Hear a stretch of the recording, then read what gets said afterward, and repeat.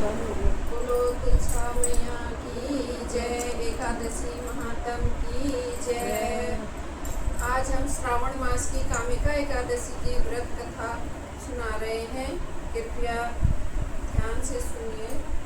युधिष्ठिर ने पूछा, गोविंद वासुदेव आपको नमस्कार है। श्रावण के कृष्ण पक्ष में कौन सी एकादशी होती है, उसका वर्णन कीजिए।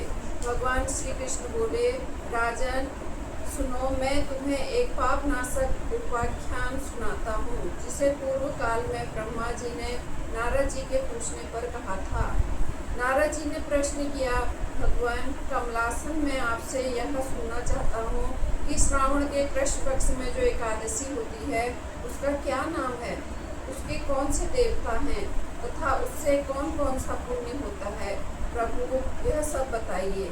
ब्रह्मा जी ने कहा, नारद सुनो, मैं संपूर्ण लोगों के हित की इच्छा से तुम्हारे प्रश्न का उत्तर दे रहा हूँ। श्रावण मास में जो कृष्ण पक्ष की एकादशी होती है उसका नाम कामिका है। उसके स्मरण मात्र से वाजपेयी यज्ञ का फल मिलता है। उस दिन श्रीधर, हरि, विष्णु, माधव और मधुसूदन आदि नामों से भगवान का पूजन करना चाहिए।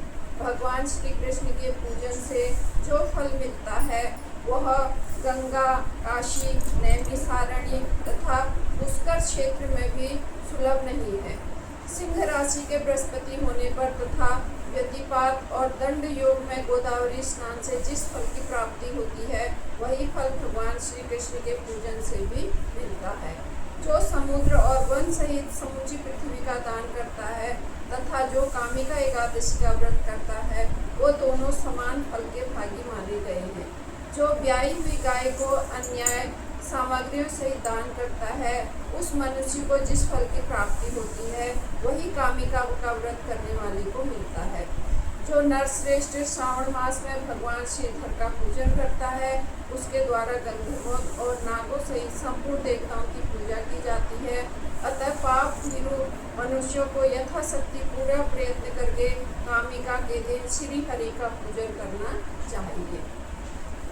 जो पाप रूपी पंख से भरे हुए संसार समुद्र में डूब रहे हैं उनका उद्धार करने के लिए कामिका का व्रत सबसे उत्तम है। अध्यात्म विद्या परायण पुरुषों को जिस फल की प्राप्ति होती है उससे बहुत अधिक फल कामिका व्रत का सेवन करने वालों को मिलता है। कामिका का व्रत करने वाला मनुष्य रात्रि में जागरण करके ना तो कभी भयंकर यमराज का दर्शन करता है और ना ही कभी दुर्गति में पड़ता है।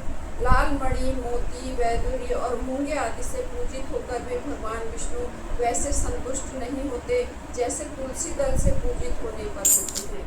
जिसने तुलसी की मंजरियों से श्री केशव का पूजन कर लिया उसके जन्म भर का पाप निश्चय ही नष्ट हो जाता है। जो दर्शन करने पर सारे पाप समुदाय का नाश कर देती है, स्पर्श करने पर शरीर को पवित्र बनाती है, प्रणाम करने पर रोगों का निवारण करती है, जल से सींचने पर यमराज को भी भय पहुंचाती है, आरोपित करने पर भगवान श्री कृष्ण के समीप ले जाती है और भगवान के चरणों पे चढ़ाने पर मोक्ष रूपी फल प्रदान करती है, उस तुलसी देवी को नमस्कार है। जो मनुष्य एकादशी को दिन रात दीप दान करता है उसके पुण्य की संख्या चित्रगुप्त भी नहीं जानते। एकादशी के दिन भगवान श्री कृष्ण के सम्मुख जिसका दीपक जलता है उसके पितर स्वर्गलोक में स्थित होकर अमृत पान से तृप्त होते हैं। घी अथवा तिल के तेल से भगवान के सामने दीपक जलाकर मनुष्य देह त्याग के पश्चात करोड़ों दीपकों से पूजित हो स्वर्गलोक में जाता है। भगवान श्री कृष्ण कहते हैं, युधिष्ठिर, यह तुम्हारे सामने मैंने कामिका एकादशी की महिमा का वर्णन किया है। कामिका सब पातकों को हरने वाली है, अतः मानवों को इसका व्रत अवश्य करना चाहिए। यह स्वर्गलोक तथा महान पुण्य फल प्रदान करने वाली है। जो मनुष्य श्रद्धा के साथ इसका महात्म्य श्रवण करता है वह सब पापों से मुक्त हो विष्णु लोक में जाता है।